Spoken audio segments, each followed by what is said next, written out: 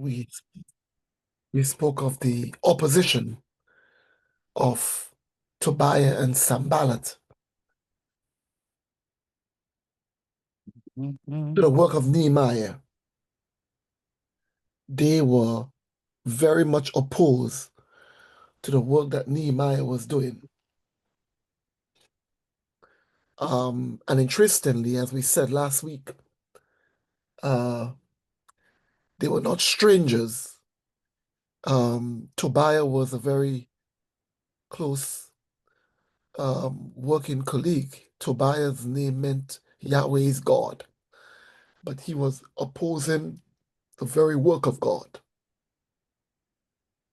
This morning, I want to focus on Nehemiah chapter 2, verse 20. Nehemiah responded to the opposition. He replied to them, and he said, "The God of heaven will make us prosper. We are his servants. We will arise and build, but you have no portion or right or claim in Jerusalem." So Nehemiah could have chosen to respond to his critics. He could have chosen to get even with Sanballat and Tobiah. But Nehemiah understood that when God has sent you on a mission, when God has called you to do a work for him, stay focused. Stay focused. And sometimes we tend to lose focus because of what is happening around us. We tend to get caught up in the noise around us and forget who has called you. You see, even though you are serving the church, the one who places you where you are is not the church. I mean, God may use a few people on a committee to call your name, but they are not the one who is appointing you. And you must understand that in the cause of God, whenever you are asked to do anything, even if the invitation came through a human medium, the source of the invitation is God. Amen. It is God who puts it on the hearts of people. It is God who allows it to happen. And thus, when you are given anything to do for God, you cannot get caught up in the noise around you. And there will be a lot of noises criticizing you, giving you suggestions. There will be noises talking of what you are not doing and should do. Anytime you are serving God, you have to expect noise around you. Noise of affirmation, noise of negativity, noise of criticism. Yes, you see, folks, if the devil can get you to lose focus, and his intention is to get us to lose focus, he plants Tobiah and Sanballat. Because, you see, at the end of the day, remember when you are serving God, and Nehemiah did not get it wrong, Nehemiah said to them, if the success of the work is dependent on you, then we are in trouble. Listen to me. If the success of God's work is dependent on some of us, the work is in trouble. Because there are some spiteful people in the church. Mhm. Maybe you haven't met them as yet. There are some people in the church who thinks that if they don't support you, they are hurting you. If they don't support the work, they are hurting you. They don't understand that the work is not yours or theirs, but God's. Mhm. And thus, you don't try to fight the work of God. Nehemiah said to his critics, he said to them, God, the God of heaven, will make us prosper. Mhm. And I want to say this morning on this prayer line that anything that God is in control of, it will prosper. Mhm. Make sure that before you start, God is in it. If God is in what you are doing, stay focused. Mhm.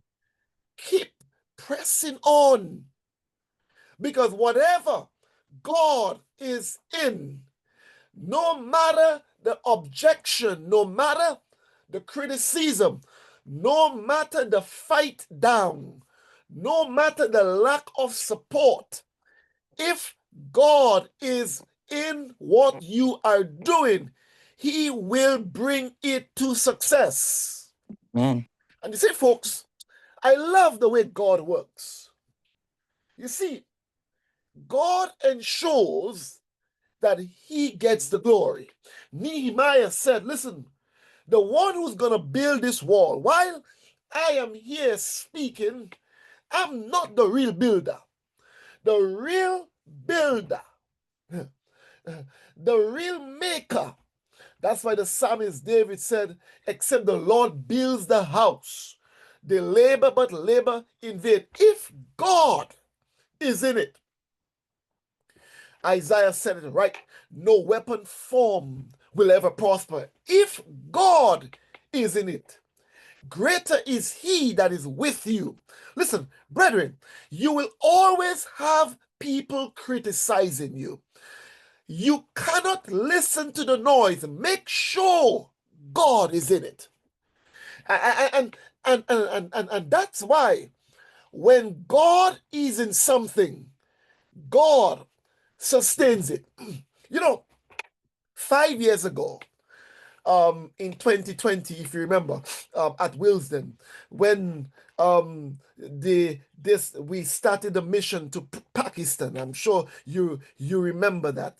And then we had the campaign in Pakistan online, and 88 people got baptized in Pakistan. I'm sure you remember that. And then God said to me, we were talking about should we build a church, or and then God said to me, build a school 5 years ago. And I'm like, how are we going to get a school built in Pakistan? And I didn't know how a school. But God said to me, you got to build a school because there's so many children in Pakistan, in that village in Kaniwal in Pakistan. And you know the story. And so when God puts something in your heart and God is in it, he brings it to pass. And I think I told you the story. Someone called me, and they said to me, Pastor, what are you going to be doing? What are you going to be doing with the people who got baptized? And I said to them, I said, God said to me that we should build a school. They said to me, how much is it going to cost to get a school set up? And over in Pakistan, they put together a costing, and the person gave me every cent that was needed. Uh, And today in Pakistan, there are two schools running since 2020. But here's what, that's not the end of the story. That's not the end of the story. Because you see, when God is in something, God doesn't just start it up, God builds it and keeps it going. Since 2020, brethren. Because you see, you don't have to worry if God is in something. So when the school started, I remember my wife said to me, "Well, how will the school run every month?" And I remember saying to her, "This is God's project. This is God's school." Listen, brethren, let me tell you this. In Pakistan, there are 19 teachers in the two schools combined with over 200 students. And since 2020, every month, God provides money to pay their salaries. I've never, I've never worried 1 month how the teachers are going to be paid. And you know why? Because God said at the very beginning, this is what you should do. And every month, He speaks to people.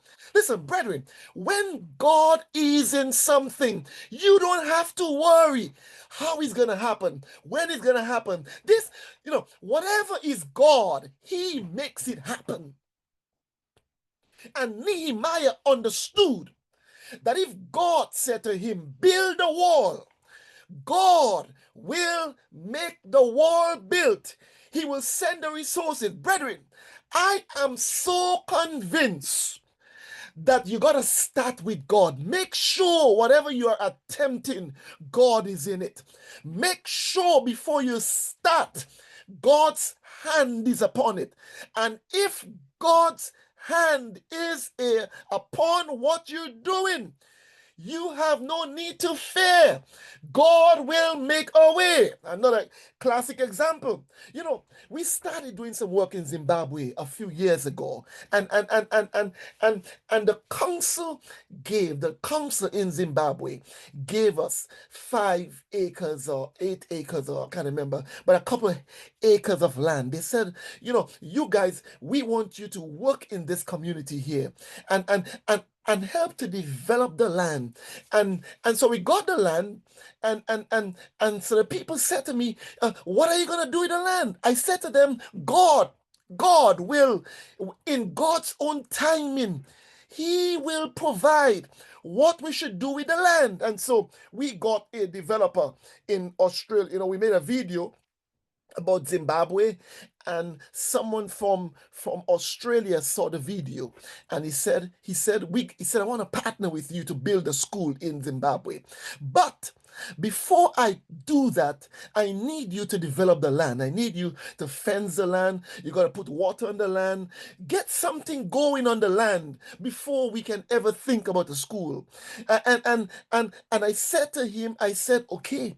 He said, when are you going to do it? I said, I'm waiting on God. And so we've been, for the last 2 years, we've been praying and waiting. When are we going to develop the land and fence the land and put a borehole on the land? This year, at the beginning of this year, someone called me and said, Pastor, what about the work you've been doing in Zimbabwe? What is your plan for the land? And I said to them, I'm waiting on God. And they said to me, what is it you need to do on the land? And listen to me. They said to me, God said to me, the person said to me, God said to me, I need to help you develop the land in Zimbabwe. After 2 years, listen, brethren, I'm convinced that when God is in something, you just have to pray and wait. Pray and wait. Because you see, you don't have to fight what God is leading or try to do it on your own. And right now, so we built we have fenced a property in Zimbabwe, built a borehole. I mean, the land, is developed and now ready to go. But it was all in the doing of God. It took time, but God did it in his own time. You see, Nehemiah understood that if God sends you, he equips you. If God calls you, he provides. And that's why, brethren, my biggest concern is to make sure that whatever I am doing, God is in it. And my prayer to God is always, Lord, if it's not your will, squash it. Don't let it happen. If it's not your will, put stumbling blocks in the way. If it's not your will, don't let it happen, because I don't want to do anything that God is not in it, because it will not last. It will not succeed. It may look promising. It may sound promising, but if God is not in it, it will not last. And so Nehemiah said to Sanballat and Tobiah, he said, God will make us prosper. We are his servants. He is the one who is directing our lives. He is the one who is orchestrating our lives. If God is leading, you have no need to worry. If God has called you to do a work, don't you worry. Stay focused. Stay focused. God will bring it to pass. If God is, my last story, my last story for this morning. Last December, if you remember, we collected. I told you of this shoe project we wanted to collect for Africa, and so we collected over 8 barrels of shoes. And I said to myself, I said, after the shoes were collected, I I did not recognize that it was so expensive to ship barrels to Africa. And so uh, I I said, Lord, how are we going to do it? But I said, this is your work. This is your work. We must get it done. But God said to me, wait on me. And so we had the shoes at different locations just waiting. And the people who were storing the shoes said, we need to get the shoes out of here. We need to get the shoes out of here. When will the shoes be shipped? I said to them, I'm waiting on God. I'm waiting on God. And so in the meantime, because sending the shoes, in fact, the cost of sending the shoes were more expensive than the shoes themselves. But God said to me, just wait on me, just wait on me. Sometime this year, I think it was, I don't know if it was the middle of this year, somebody called me and they said, Pastor, what about the shoe project you launched last year for Zimbabwe, I mean for Africa? Have you sent the shoes to Africa as yet? I said we've collected the shoes and we're waiting on God to send it. They said to me, how much is it going to cost to send the shoes? I told them, and they said, I'm going to send all of the shoes to Africa for you. Now the shoes are in Africa. Listen, brethren, you just have to wait on God. Wait on God. If God puts anything on your heart, I'm convinced that sometimes God takes time, but his timing is best. And Nehemiah understood that if God sent him to build a wall, even though he faces opposition, even though he faces critics, even though he faces naysayers, if God is in it, just wait. Just wait, because no man can stop the moving of God. Brethren, whatever you have to do in your life, make sure God is in it. Anything you have to attempt for God, make sure God is in it. And if he is, I can guarantee you that it will happen. Not when you want it to happen, but it will happen slowly, but surely, if God is in it. And so today, I want you to commit your ways to God. Commit your doings to God. Commit your plans to God. Commit everything you have to do to God and ask God to put his hand on it. And if he does, when he does, just wait on him to fulfill it. You don't have to worry and fret. Stay focused. Stay focused and let God have his way. And when God does it, he does it well. He always do it, everything well in his own time. So Nehemiah was encouraged that even though he's facing staunch opposition, even though he's facing staunch critics, Nehemiah was encouraged that he's God's servant and God will prosper him and God will build. And thus he has no need to fear Sanballat and Tobiah. No, don't fear. Just trust in God and watch God do his work in your life. Father in heaven, this morning, help us to know that we can trust you in everything. Amen.